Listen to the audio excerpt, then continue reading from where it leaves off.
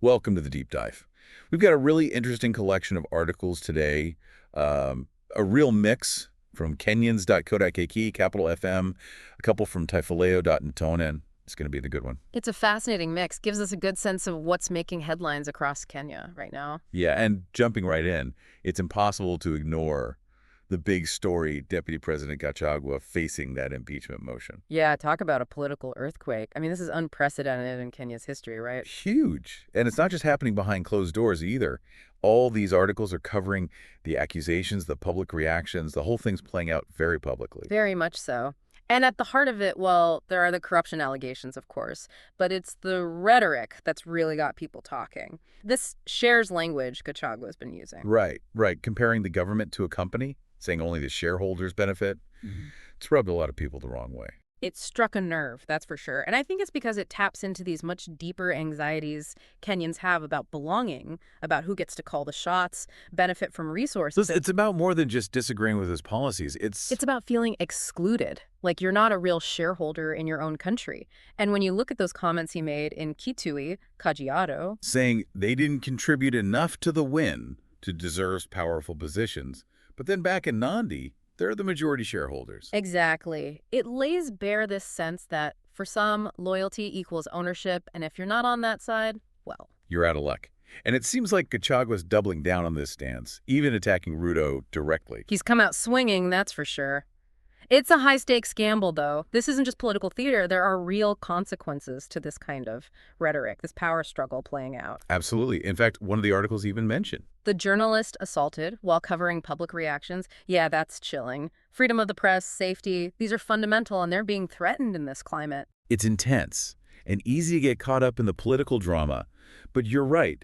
These articles, they paint a broader picture of what Kenyans are dealing with right now. The economy, for one. Front and center for a lot of people, I'm sure. Yeah, that article about the shilling struggling against the dollar, that's got to be worrying. Definitely a cause for concern. A weaker shilling, it means imports get more expensive, right?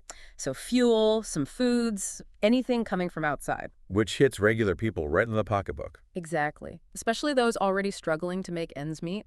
And it's not just individuals either. Think of businesses that rely on imported materials or... Their costs go up, they got to raise prices, maybe cut back on staff. It's a domino effect. Right, it ripples outward.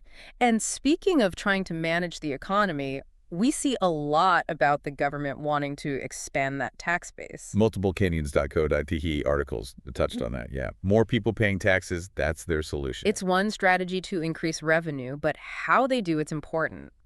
Done wrong, and it could really burden those who can least afford it, you know? Small businesses, low-income folks, adding to the very problem they're trying to solve. A real risk. And then on top of that, you've got those austerity measures being extended, which Nairobi Wire was reporting on. Tough choices all around. Trying to balance the books, but at what cost? Makes you think of the healthcare situation, too. Another massive system, huge changes happening. The SHA rollout.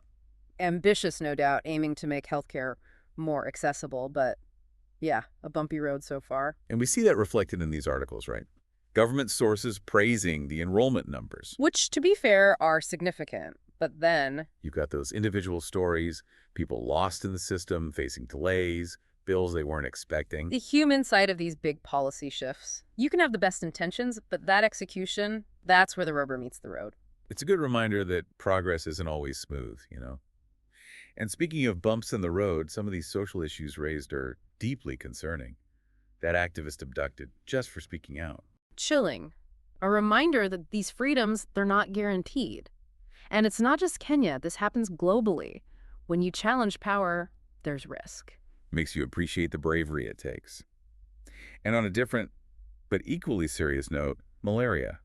That Taifaleo article, mosquitoes becoming resistant to insecticides, that's alarming. Huge implications for public health. It's like we're in an arms race with nature, constantly having to adapt. It's heavy stuff, no doubt about it. Makes you really appreciate when those good news stories pop up, bright spots. And you included some good ones in this set. Right, there's always another side to the story, yeah. That story about the young boy, 10 years old, getting that surgery at Rigathi Hospital, that one stuck with me. I think it resonated with a lot of people. The skill of those surgeons, giving this kid a chance he might not have had otherwise. Rigathi's really becoming a center of excellence, huh? And it's not just about high-tech procedures either. It's that commitment to care that shines through. Absolutely. Reminds you of the good that's happening, even amidst the challenges. Speaking of which, gotta give a shout out to Eliud Kipchoge, UNESCO ambassador. How about that? Kenyans.co.k had the story. Such a legend. And it's not just about the running, is it? It's what he represents, integrity, dedication, all those good things. A role model for sure. But amidst all the serious stuff, you know you gotta have a little fun. And you sent along that article. A workplace romance gone wrong. Yeah, that was a bit much, even for me. Had to lighten the mood a bit, right? Our listeners can dive into the details themselves, but wow, accidental flirting with the boss's girlfriend? Whoops. Sometimes truth is stranger than fiction, you know? And sometimes you just gotta laugh. Ain't that the truth? Well, on that note, I think we've covered a lot of ground today. Politics, the economy, social concerns, but also those moments of hope, resilience, even a little bit of what were they thinking thrown in. It's a good reminder that Kenya, like anywhere, it's complex, full of contradictions. Never a dull moment, that's for sure. And to our listeners, we always like to leave you with something to ponder. So as you go about your week, think about this. What role do you see yourself playing in shaping Kenya's future? How can you be a part of the solution, big or small? That's it for this deep dive. Thanks for joining us. And until next time, keep asking questions, keep exploring, and keep diving deep.